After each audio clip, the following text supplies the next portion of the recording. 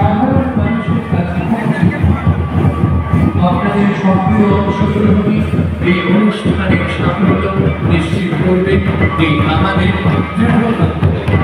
বাংলার মাটি সঙ্গে মিশে আছে লোকশিল্প ও লোকশিল্পীদের উন্নয়নের জন্য চালু হয়েছে লোকপ্রসাদ। মাসে 1000 টাকা ভাতা এবং সরকারি অনুষ্ঠানে অংশগ্রহণের সুযোগ। প্রতি অনুষ্ঠান আছেন আমাদের জেলাতেই প্রায় 12,000 লোকশিল্পী এই প্রকল্পের আওতায় উপকৃত হচ্ছে।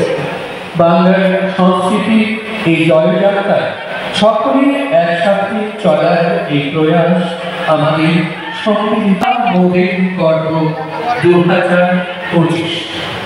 মাননীয় মুখ্যমন্ত্রী মমতা বন্দ্যোপাধ্যায়ের উদ্যোগে পশ্চিমবঙ্গ সরকারের তথ্য ও সংস্কৃতি বিভাগের আয়োজনে ও পশ্চিম মেদিনীপুর জেলা প্রশাসনের সহযোগিতায় বাংলা মোদের গর্ব অনুষ্ঠান 2025 আপনাদের সবাইকে স্বাগত জানাই আমাদের এই 3 দিন ব্যাপী মহতী উদ্যোগে। আপনারা আসুন, আপনাদের আগমনী পূর্ণ হয়ে উঠুন আমাদের মানিনা। আর কিছুক্ষণের মধ্যে আমরা শুরু করতে চলেছি আমাদের আজকে উদ্বোধনী অনুষ্ঠান। আসবেন বহু বিলগ্ন ব্যক্তিত্ব, রয়েছে আপনারা। উদ্বোধন অনুষ্ঠানের পরে এই এলাকা মাতাবেন এক ঝাঁক শিল্পী। এই জেলার শিল্পীদের পাশাপাশি রয়েছেন কলকাতার স্বনামধন্য শিল্পীবৃন্দ। আসুন, সমগ্র অনুষ্ঠানকে সাফল্যের শীর্ষে উন্নীত করতে আমরা সকলে সমবেত হই। এখনো যারা এই প্রাঙ্গণে ছড়িয়ে ছিটিয়ে রয়েছেন তাদের কাছে বিনম্র অনুরোধ, আপনারা অনুষ্ঠান প্রাঙ্গণে প্রবেশ করুন এবং আপনাদের জন্য আসন রয়েছে, আপনি আপনার আসন গ্রহণ করুন। আজকের এই অনুষ্ঠানকে সুচারুভাবে এগিয়ে নিয়ে যেতে এবং